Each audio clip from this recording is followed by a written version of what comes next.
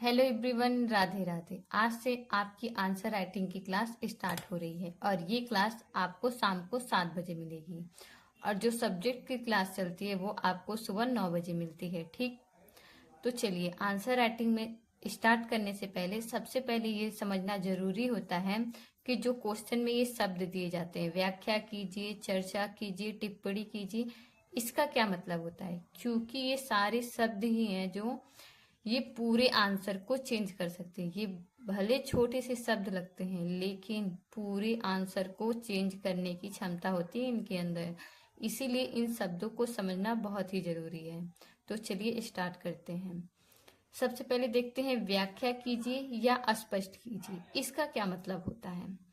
तो इसमें क्या लिखना होता है, मान लीजिए आपको एक क्वेश्चन दे दिया कि प्रकाश संश्लेषण की व्याख्या कीजिए। तो आप सबसे पहले इसमें क्या करेंगे, उसकी परिभाषा बताएंगे, फिर किस प्रक्रिया के तहत प्रकाश संश्लेषण होता है उसको बताएंगे। ठीक, अब अगर इसमें डायग्राम बनाना पॉसिबल हो तो आप डायग्राम बना देंगे, और अगर नहीं पॉसिबल है तो नहीं बनाइएगा। लेकिन अगर पॉसिबल है, बनाया जा सकता है, तो आपको जरूर बनाना चाहिए। क्योंकि इसको बनाने से ना नंबर बढ़ ही जाता है, घटता तो बिल्कुल भी नहीं है। ठीक, तो व्याख्या या चर्चा कीजिए में यही होता है। आपको क्या करना है, सबसे पहले जो भी क्वेश्चन पूछा है उसकी परिभाषा लिखिए, फिर किस प्रक्रिया के तहत होता है उसको बताइए, फिर डायग्राम बना दीजिए। ओके, अब आते हैं चर्चा कीजिए। ये इसमें क्या होता है, तो मान लीजिए हम लोग चाय की दुकान पे जब किसी मुद्दे पे बात करते रहते हैं तो हम क्या करते हैं, उसके पक्ष में भी बात करते हैं और विपक्ष में भी बात करते हैं, यानी कि उसकी अच्छाइयाँ भी बताते हैं और बुराइयां भी बताते हैं। तो आपको क्वेश्चन में भी सेम यही चीज करनी है। अगर क्वेश्चन में ये दे दिया कि आपको क्वेश्चन में चर्चा करना है, चर्चा कीजिए, तो आपको उस टॉपिक की अच्छाइयाँ भी बतानी है और बुराइयां भी बतानी है। तो अब देख लीजिए, मान लीजिए आपको क्वेश्चन दे दिया कि भारत में ऑनलाइन शिक्षा पर चर्चा कीजिए। तो आप सबसे पहले क्या करेंगे, भूमिका में ऑनलाइन शिक्षा को बता देंगे, फिर मेन बॉडी में आएंगे तो उसके फायदे, उसके नुकसान, फिर निष्कर्ष बता देंगे। और यहाँ एक बात और ध्यान रखनी चाहिए कि फायदे हमेशा पहले बताना चाहिए, यानी कि अच्छाइयाँ पहले बताइए, बुराई उसकी बाद में बताइए। ठीक, तो आपको समझ में आ गया। चर्चा कीजिए में क्या लिखा जाता है, आपको इस टॉपिक की अच्छाई भी बतानी है और बुराई भी बतानी है। ठीक, अब हम आगे देखते हैं। देखिए, टिप्पणी लिखने के लिए आ गया। मान लीजिए आपको कोई क्वेश्चन दिया और उसमें दे दिया कि आपको इस पे टिप्पणी लिखना है, तो आपको उसमें क्या लिखना चाहिए। तो देखिए, यहाँ आपसे अपेक्षा की जाती है कि आप उस टॉपिक के बारे में अपनी सोच बताइए कि आपका क्या पक्ष है इसको लेके। लेकिन ये ध्यान रखा जाता है यहाँ कि आप अगर अपना पक्ष रखेंगे तो उसको ठोस सबूत के साथ रखना चाहिए। एग्जामिनर को कैसे पता चलेगा कि आपने जो बात बोली है वो सही है। उसको ये बताने के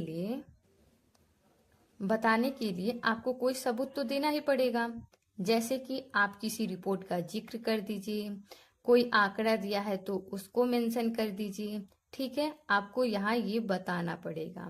ओके, टिप्पणी करने में क्या बात करना है, आपको उस टॉपिक के बारे में अपना पक्ष बताना है, लेकिन ठोस सबूत के साथ, ठोस वजह होना चाहिए। ठीक, तो मान लीजिए आपको क्वेश्चन दिया कि बढ़ती जनसंख्या विकास में बाधा है, इस पे आपको टिप्पणी लिखना है। तो आप क्या कैसे लिखेंगे, तो सबसे पहले आप इस बात को मानेंगे कि हाँ, ये बात तो सही है कि बढ़ती जनसंख्या जो है ये विकास में बाधा है। लेकिन आप अपनी बात को साबित कैसे करेंगे, तो अगर कोई रिपोर्ट जारी की गई है तो आप उसको मेंशन कर दीजिए। अगर कोई अन्य आंकड़ा है तो आप उसको मेंशन कर दीजिए। ठीक, चलिए अब नेक्स्ट देखते हैं। अब देखिए, मान लीजिए आपको क्वेश्चन में दे दिया कि मूल्यांकन करना है, तो आपको इसमें क्या लिखना चाहिए। देखिए, मूल्यांकन करने के लिए जब भी क्वेश्चन में देना, आपको एक जज की तरह व्यवहार करना चाहिए। यानी कि उस टॉपिक की अच्छाइयाँ भी आप बताइए, बुराइयाँ भी आप बताइए। वो चीज़ कितना सफल रहा है आपको ये भी बताना है, कितना वो असफल रहा है आपको ये भी बताना है। ठीक है, मान लीजिए क्वेश्चन दे दिया डिजिटल इंडिया मिशन का मूल्यांकन कीजिए। तो आप सबसे पहले भूमिका में क्या करेंगे? भूमिका में आप डिजिटल इंडिया मिशन को बता दिए। मेन बॉडी में आए तो मिशन कितना सफल रहा आपको ये बताना है। फिर मिशन में कमी कहाँ रह गई आपको ये भी बताना है। फिर अंत में जब आप निष्कर्ष लिखेंगे तो वहां आपको क्या करना है, अगर योजना सफल रही है तो आप निष्कर्ष में बोल देंगे कि हाँ ये योजना सफल रही है, ये कमी थी लेकिन फिर भी ये योजना सफल रही है। और अगर ये योजना सफल नहीं रही है तो आपको क्या करना है, आप उसकी अच्छाइयाँ पहले कहेंगे कि इस योजना में ये अच्छाई थी लेकिन इस कमी की वजह से ये योजना असफल हो गई। ऐसे निष्कर्ष को आप लिखेंगे। ठीक है, अब देखिए आपको अगर क्वेश्चन में दे दिया कि आलोचनात्मक परीक्षण कीजिए, तो यहाँ पे आपको क्या करना है। यहाँ पे कुछ लोग समझते हैं ना कि बस बुराई बता देनी है, नहीं, आपको क्या करना है, आपको एक्सरे करना है। यानी बाहर से जो चीज अच्छी दिख रही है उसकी अंदर की कमियां जो भी छुपी है उनको ढूंढ कर आपको बाहर निकालना है।